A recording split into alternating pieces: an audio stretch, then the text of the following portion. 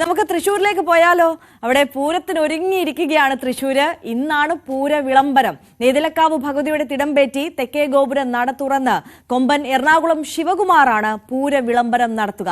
ഇതോടെ പൂരത്തിന്റെ ചടങ്ങുകൾക്ക് തുടക്കമാകും. CV അനുമോദ് തൃശ്ശൂരിൽ നിന്ന്, പൂര നഗരിയിൽ നിന്ന് നമുക്കൊപ്പം ചേരുകയാണ്. Anumod, very good morning.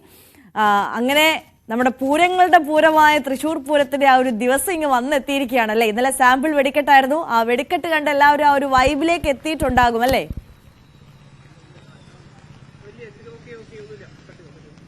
Good morning.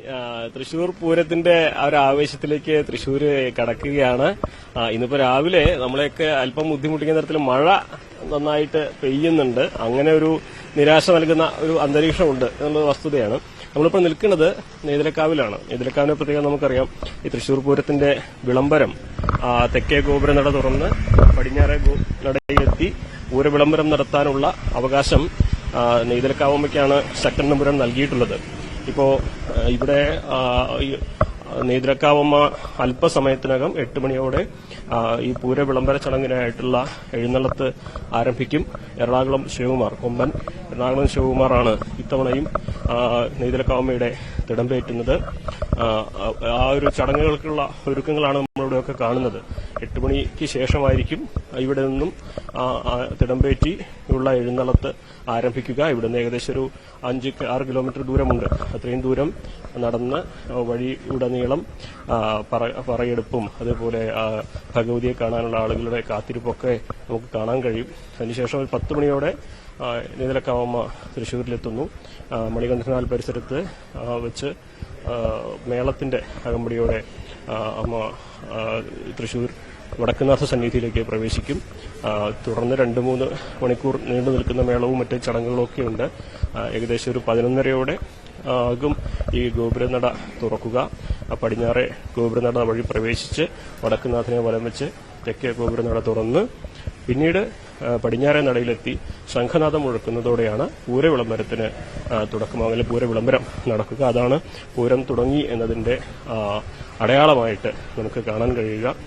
കാലങ്ങളായിട്ട് നമ്മൾ കാണുന്നത് ഈ സാധാരണ തൃശ്ശൂർ പൂരത്തിന്റെ തെക്കോട്ടിറക്കത്തിന്റെ സമയത്തുള്ള അതേപോലെയുള്ള ഒരു ആരവം ഈ തെക്കേ ഗോപുരനട തുറന്ന് പൂരത്തലേന്ന് നെയ്തലക്കാവമ്മ എഴുന്നള്ളുന്നതിനും കാണാൻ കഴിയും എന്നുള്ളതാണ്.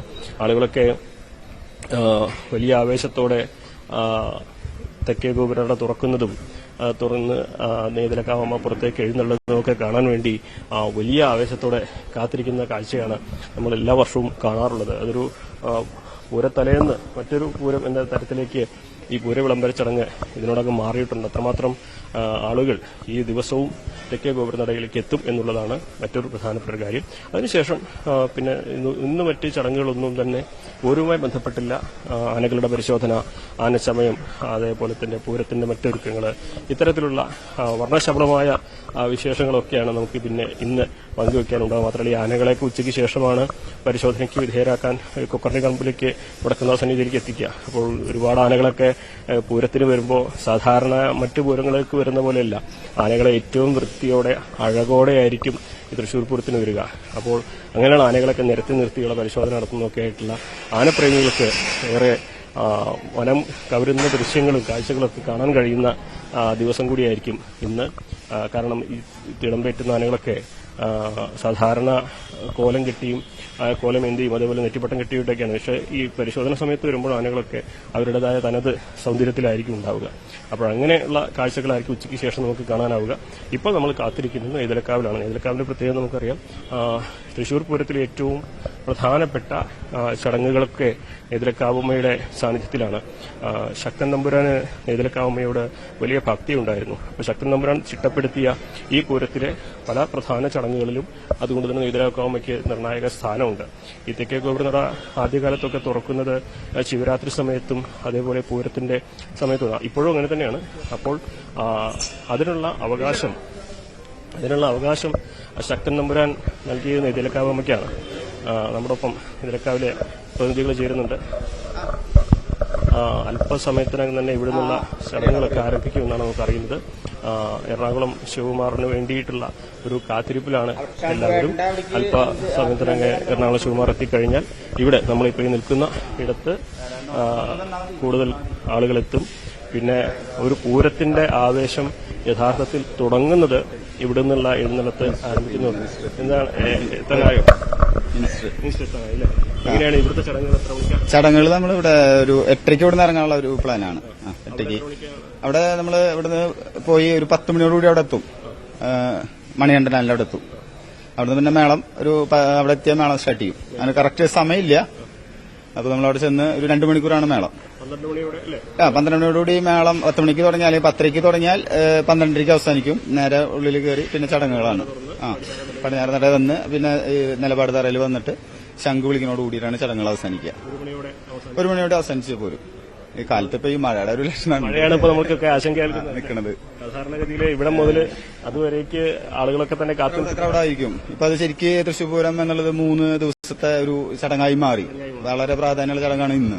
എല്ലാവരും ഭയങ്കര ഒരു പൂരം തന്നെ. പൂരത്തിന് വലിയ സവിശേഷമായ അതൊരു പണ്ട് മുതൽക്കായുള്ള ഒരു അവകാശം ആണല്ലോ. നെയ്തലക്കാവിലെ അമ്മയ്ക്ക് കൊടുത്തിട്ടുള്ളതാണല്ലോ കൊച്ചി രാജാവ്. അതിന്റെ ചരിത്രമൊക്കെ എല്ലാവർക്കും അറിയണ കാര്യങ്ങളാണ്.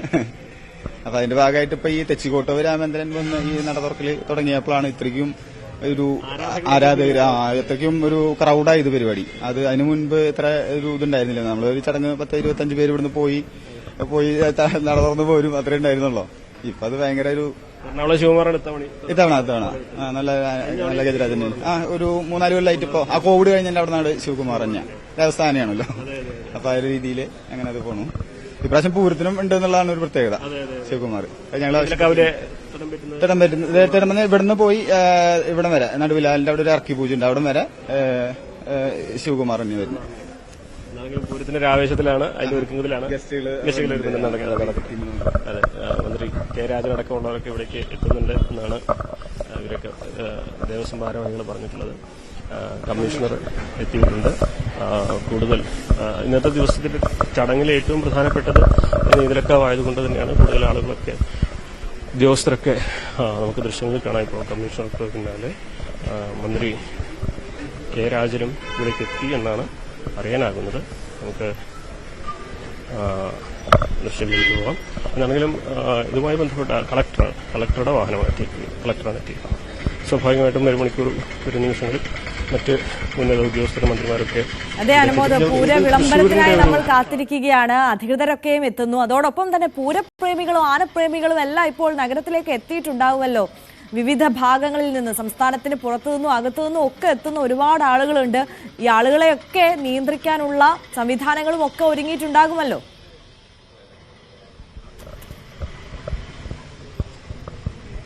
തീർച്ചയായും നമുക്കറിയാം, ഓരോ തവണയും പൂരവുമായി ബന്ധപ്പെട്ട സാഹചര്യങ്ങളിൽ നിയന്ത്രണങ്ങളൊക്കെ കൊണ്ടുവരുമ്പോൾ അതിനെ ചൊല്ലി എപ്പോഴും ചില പ്രശ്നങ്ങളൊക്കെ ഉണ്ടാകാറുണ്ട്. പക്ഷേ ഇത്തവണ മുൻപേ ഈ വിഷയങ്ങളിൽ കൃത്യമായ ധാരണയോടെ തന്നെയാണ് ജില്ലാ ഭരണകൂടം തീരുമാനങ്ങൾ എടുത്തിട്ടുള്ള ആളുകളെ എവിടെ നിർത്തണം, എവിടെ പ്രവേശിപ്പിക്കണം, വെടിക്കെട്ടിന്റെ സമയത്ത് ഉള്ള ചടങ്ങുകൾ എങ്ങനെ ആയിരിക്കണം, അതിന് എത്ര അകലത്തിൽ നിർത്തണം തുടങ്ങി വിവാദങ്ങൾ ഒഴിവാക്കിയിട്ടുള്ള ഈ ഒരു സാഹചര്യങ്ങളിലേക്കാണ് ഇവിടെ നമ്മളിപ്പോൾ MLA ചിറ്റിലപ്പള്ളി ചേരുന്നുണ്ട്.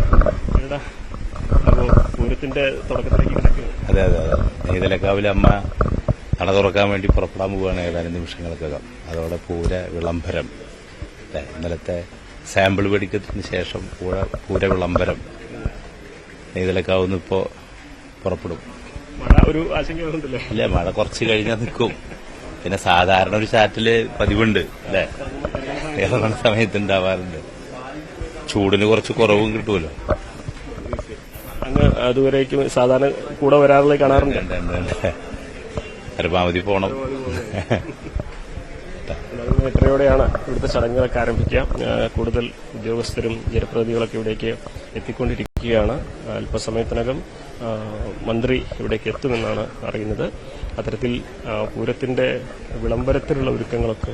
അതെ, ഇനി പൂര വിളംബരത്തിന്റെ നിമിഷങ്ങളാണ്. CV അനുമോദാണ് നെയ്തലക്കാവ് ഭഗവതിയുടെ നടയിൽ നിന്ന് നമുക്കൊപ്പം ചേർന്നത്. നെയ്തലക്കാവ് ഭഗവതിയുടെ തിടമ്പേറ്റി തെക്കേ ഗോപുര നട തുറന്ന് കൊമ്പൻ എറണാകുളം ശിവകുമാർ പൂരവിളംബരം നടത്താൻ ഇനി നിമിഷങ്ങൾ മാത്രമാണ് ബാക്കി. ഇന്നലത്തെ സാമ്പിൾ വെടിക്കെട്ടോടുകൂടി നമ്മൾ പൂർണ്ണമായും ആ ഒരു പൂരാവേശത്തിലേക്ക് എത്തിയിരിക്കുകയാണ്. പൂരപ്രേമികളെല്ലാം തൃശ്ശൂരിലേക്ക് ഒഴുകി എത്തിക്കൊണ്ടിരിക്കുന്നു. ഇതിനോടകം തന്നെ എത്തിയ ഒരുപാട് ആളുകളുണ്ട്. ഇന്നലത്തെ സാമ്പിൾ വെടിക്കെട്ടിനെ കുറിച്ചാണ് ആരാധകർക്കെല്ലാം പൂരപ്രേമികൾക്കെല്ലാം പറയാനുള്ളത്. ആവേശത്തിലാക്കിയായിരുന്നു ഇന്നലെ സാമ്പിൾ വെടിക്കെട്ട് നടന്നത്. തിരുവമ്പാടിയാണ് ആദ്യം തിരികൊളുത്തിയത്. നമുക്ക് ആ സാമ്പിൾ വെടിക്കെട്ടൊന്ന് കാണാം.